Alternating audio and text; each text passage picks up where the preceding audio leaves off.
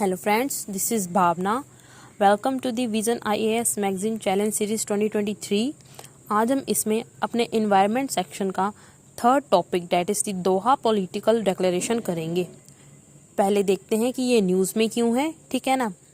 मार्च में क्या हुआ था, 5th यूनाइटेड नेशन कॉन्फ्रेंस हुई on the least developed countries. इसमें जो है डिक्लेरेशन को अडॉप्ट किया गया, date is Doha political declaration जो है उसको अडॉप्ट किया गया बाय द वर्ल्ड लीडर्स, ठीक है ना। और देख लेते हैं कि न्यूज़ में क्यों है, और फिर इसमें पढ़ेंगे कि जो है दोहा डिक्लेरेशन जो है ये है क्या, दोहा प्रोग्राम ऑफ एक्शन क्या है, ठीक है ना।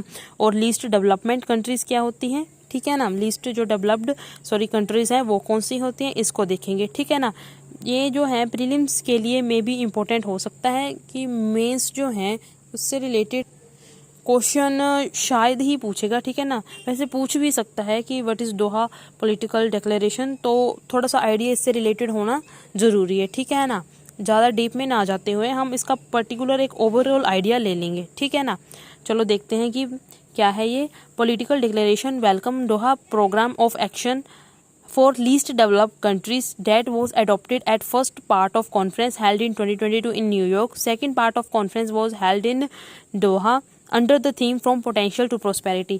मतलब कि जो ये डिक्लेरेशन है इसमें जो एक प्रोग्राम ऑफ एक्शन बनाया गया, ठीक है ना। दोहा प्रोग्राम ऑफ एक्शन बनाया गया, ये एक 10 साल का प्लान होता है, ठीक है ना। किसके लिए होता है, लीस्ट डेवलप्ड कंट्रीज़ के लिए होता है, ठीक है ना। जो इसकी फर्स्ट पार्ट ऑफ कॉन्फ्रेंस था वो न्यूयॉर्क में हुआ था, अब जो सेकंड पार्ट हुआ है वो हुआ है कहाँ पर, दोहा में, जो कि कतर में है, ठीक है ना। Under the theme from potential to prosperity, जिसकी थीम थी हमारे पास from potential to prosperity. Through the declaration, इस डिक्लेरेशन के थ्रू क्या होगा, the representative recognise that despite some positive results progress fell short of goal set out in the Istanbul programme of action for LDC for the decade 2011 to 2020। Means to say that इस declaration के through जो representatives हैं हमारे, ठीक है ना, उन्होंने recognise किया, मतलब कि जो उस टाइम पर लीडर्स प्रेजेंट थे उन्होंने रिकॉग्नाइज़ किया जो हमारा ये तो है हमारा दोहा प्रोग्राम ऑफ एक्शन। इससे पहले 2011 से 20 साल का जो 10 साल का प्लान था वो था हमारे पास इस्तांबुल प्रोग्राम ऑफ एक्शन, ठीक है ना।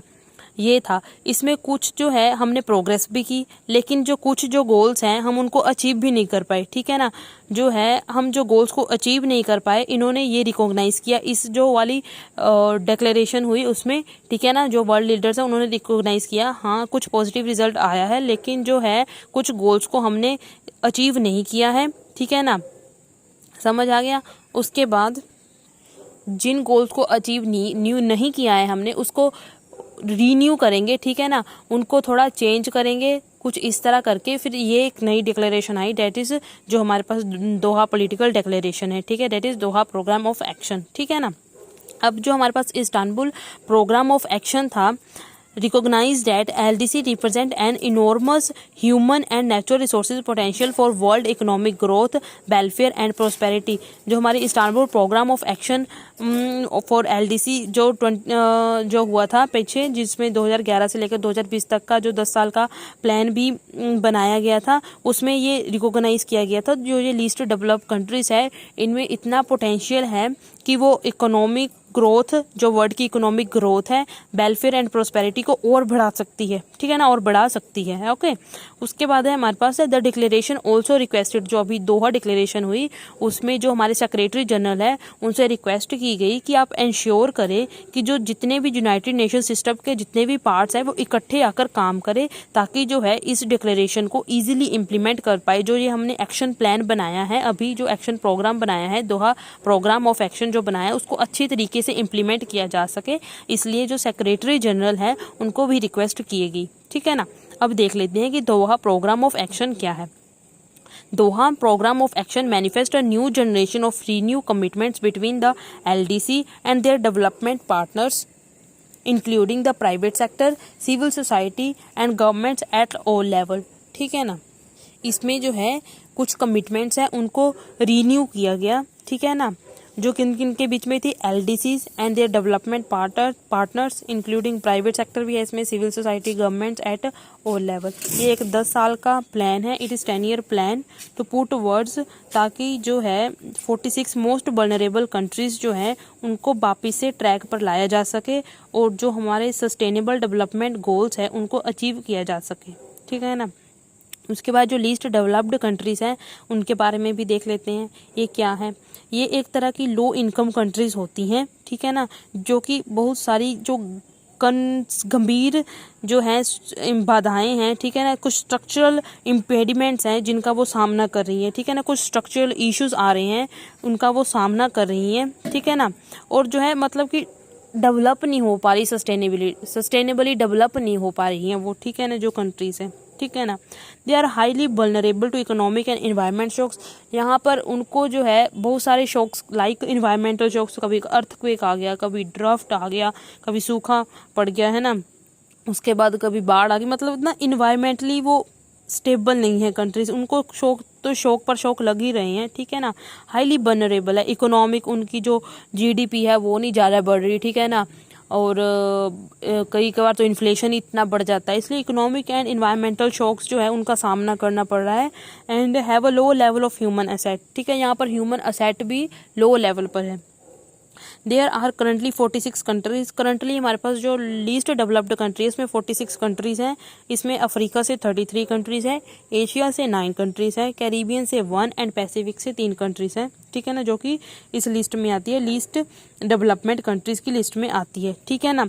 इनको ना हर 3 साल में रिव्यू किया जाता है एक कमेटी के द्वारा, उस कमेटी है कमेटी फॉर डेवलपमेंट, ठीक है, कौन सी कमेटी के द्वारा, कमेटी फॉर डेवलपमेंट, जो कि एक सब्सिडरी बॉडी है United nation economic social council की, ठीक है ना।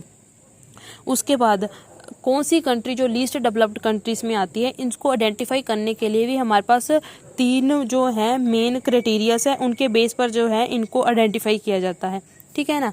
इसमें हमारे पास आ जाते हैं, सबसे पहला है gross national income per capita, ठीक है ना, मतलब कि इनकम स्टेटस देखा जाता है कंट्री का इसमें। उसके बाद है हमारे पास ह्यूमन असेट इंडेक्स, ठीक है ना। ह्यूमन असेट इंडेक्स जो है, इधर देखिए, इसको फर्दर कैटेगराइज किया जाता है हेल्थ इंडेक्स में और एजुकेशनल इंडेक्स में, और इन दोनों को इंडेक्स को मद्देनजर रखते हुए ह्यूमन असेट इंडेक्स को निकाला जाता है, ठीक है ना। Economic and environment vulnerability index, इसको भी यहाँ पर दे रखा है, इसको भी फर्दर आगे सब इंडेक्स है हमारे पास, इसमें भी economic vulnerable index, environmentally vulnerable index, और इसमें कुछ ये है हमारे पास एरियाज है, ठीक है ना, जिनके आधार पर हम जो है इंडेक्स को जारी करते हैं, और इसके आधार पर हम ये इंडेक्स को जारी करते हैं, ठीक है ना। ये कुछ इनिशिएटिव्स लिए गए हैं ताकि हम जो है जो लिस्ट डेवलपमेंट कंट्रीज हैं उनको सपोर्ट कर सके। बस आपको इसका ओवरव्यू ही लेना था कि क्या है दोहा डिक्लेरेशन जो है, क्या है, किसके लिए लिया गया है, मतलब कि लिस्ट डेवलप कंट्रीज के लिए लिया गया है ताकि उनको वापस ट्रैक पर लाया जा सके। या इससे पहले भी जो है 10 साल का प्लान आ चुका था, जो था हमारे पास इस्तांबुल प्रोग्राम ऑफ एक्शन, ठीक है ना। अब कौन सा आया है, ये आया है दोहा प्रोग्राम ऑफ एक्शन, ठीक है ना, दैट इज दोहा डिक्लेरेशन जो है, अभी जो है इसको अभी इसके पीछे मार्च में हुआ था और इसको अडॉप्ट किया गया था, ठीक है ना। बस यही है। और यहाँ पर कुछ लीस्ट डेवलप्ड कंट्रीज़ का कुछ डाटा दे रखा है कि जैसे 40% जो वर्ल्ड की पुअर पॉपुलेशन है इन कंट्रीज में रहती है, ठीक है ना, और 13% ऑफ द वर्ल्ड पॉपुलेशन है, टोटल जो है पॉपुलेशन का हिस्सा 13% जो वर्ल्ड पॉपुलेशन है वो इन कंट्रीज़ में रहती हैं। 1.3% ऑफ ग्लोबल GDP में कंट्रीब्यूट करती है, less than 1% of global trade है यहाँ पर। Only the 5th of the population has, मतलब कि बिल्कुल कम जो है यहाँ पर इंटरनेट असेस कर पा रहे हैं लोग, ठीक है ना। इस तरह से जो है हमारा जो दोहा डिक्लेरेशन वाला टॉपिक है वो ख़त्म होता है, ठीक है ना। ये मेनली फोकस एरिया है, वो कहाँ पर जो है इनका मेन फोकस होता है, ठीक है ना। इसको थोड़ा सा देख लेना, बस यही है। That's all for today. Thank you, like, subscribe and share, stay tune with me for our next topic. Thank you, have a nice day.